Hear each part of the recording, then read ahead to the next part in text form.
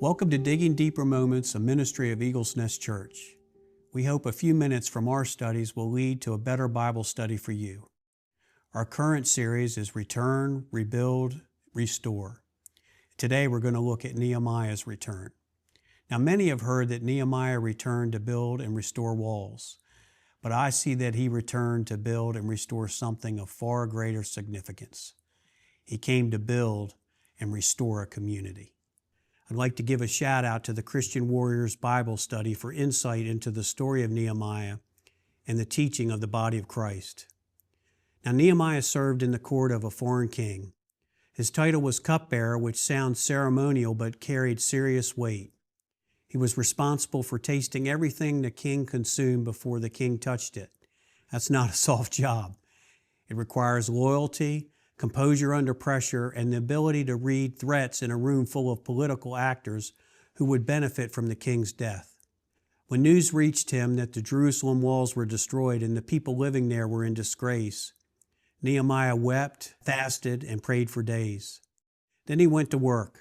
He assessed the situation, identified the resources he needed, secured authorization from the king, and traveled to Jerusalem to begin reconstruction. Once there, he didn't call a committee meeting. He rode out at night to assess the damage himself before he briefed anyone. He was a man who understood mission, logistics, and threat assessment, and he put all of it to service of something God had called him to build. We can read in Nehemiah chapter 2, verse 13, "And I went out by night through the valley gate to the serpent well and the refuge gate, and viewed the walls of Jerusalem which were broken down, and its gates which were burned with fire." Nehemiah is someone that we can easily recognize. He's going to serve, and he's going to get the job done. Almost immediately, the opposition to the project started. Sanballat and Tobiah mocked the project publicly.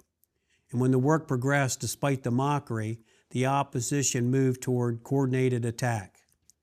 The threat was real enough that Nehemiah restructured the entire operation. We can read this in Nehemiah chapter 4, verse 13 and 14. It says, "Therefore I positioned men behind the lower parts of the wall at the openings, and set the people according to the families with their swords, their spears, and their bows. And I looked and arose and said to the nobles, to the leaders, and to the rest of the people, do not be afraid of them. Remember the Lord, great and awesome, and fight for your brethren, your sons, your daughters, your wives, and your houses." Nehemiah armed the workforce. Half the men held tools, the other half held weapons. Those who were building kept a sword within reach while they worked. He posted people by family units so that each man was defending something personal, not just abstract.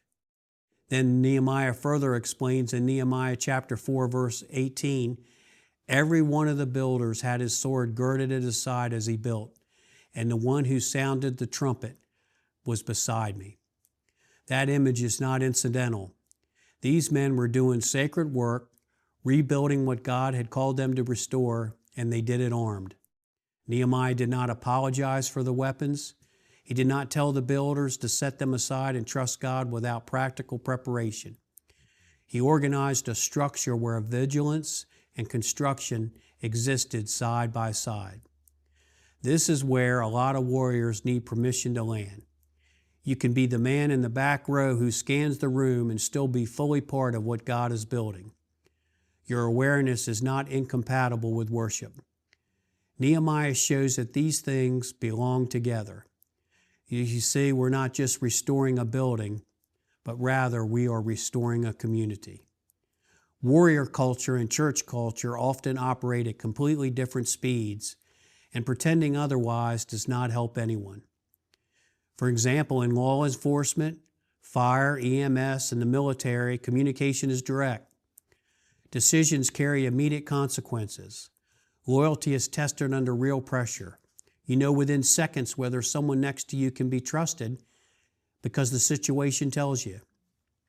When something is wrong, you say it quickly and firmly. When something needs to happen, you make it happen.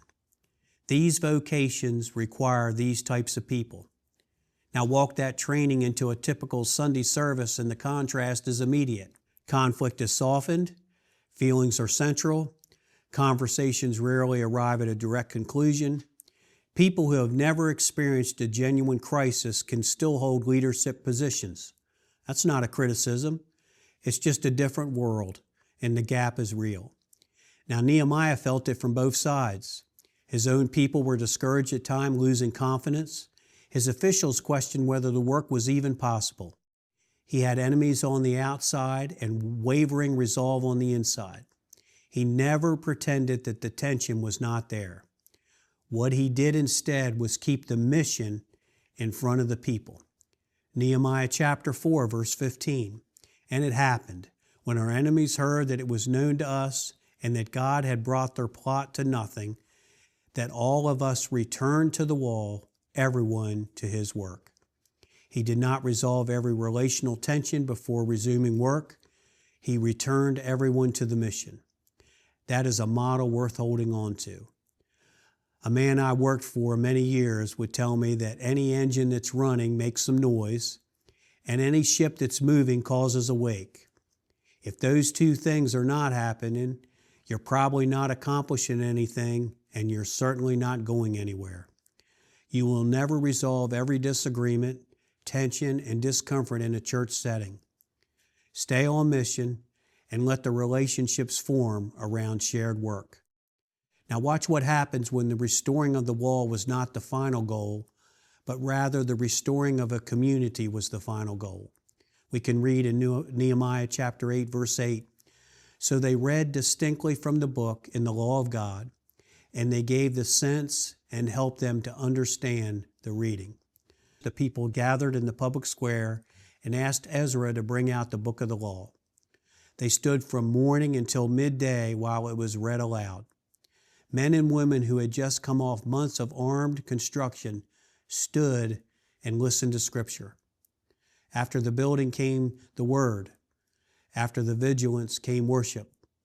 The same men who held swords now stood under the reading of the law. They celebrated and they wept when they heard it. They were not two different groups of people. They were the same people moving from one posture to the next. That transition is where a lot of people get stuck. Staying in protection mode is familiar. Letting the guard down enough to sit under the Word, to pray openly, to admit a need, that feels like exposure. But Nehemiah's men did both. The sword did not prevent them from building, and it did not prevent them from worshiping God. David understood this too. He was a warrior from his youth, a man who killed a bear and a lion before he ever faced Goliath. He fought wars for decades, and yet he wrote in Psalm 139, verse 23 and 24, "Search me, O God, and know my heart. Try me and know my anxieties, and see if there is any wicked way in me, and lead me in the way everlasting." That prayer is not soft. It takes more courage to open yourself to God's examination than it does to clear a room. David knew both, and he did not treat them as opposites. If you feel like an outsider in church, the first step is naming what specifically feels off. Is it the pace, the tone, the absence of anyone who understands operational stress? Isolation feeds an undefined discomfort. Nehemiah faced his problems directly instead of pretending that they were not there. We need to do the same thing. Seek smaller settings before you write off the whole thing. A large Sunday service is the hardest entry point for some. A men's group, a Bible study, serve on a specific team, a security volunteer role, all of these create shared work, and shared work builds trust faster than shared seating. Use what you bring. Churches need people who are steady under pressure, who can think clearly in a crisis, who are not rattled by conflict. Security teams, crisis planning, practical service to vulnerable members, mentoring young men. These roles draw on exactly the skills you spent years developing. Your background is not a liability to the body of Christ. Paul makes this plain. For the body does not consist of one member, but of many. If the foot should say, because I'm not a hand, I do not belong to the body, That would not make it any less a part of the body. You are not an outcast in Christ's church. The experiences you carry do not disqualify you from belonging. They may be exactly how God intends to strengthen the body. The sword at your side does not prevent you from building.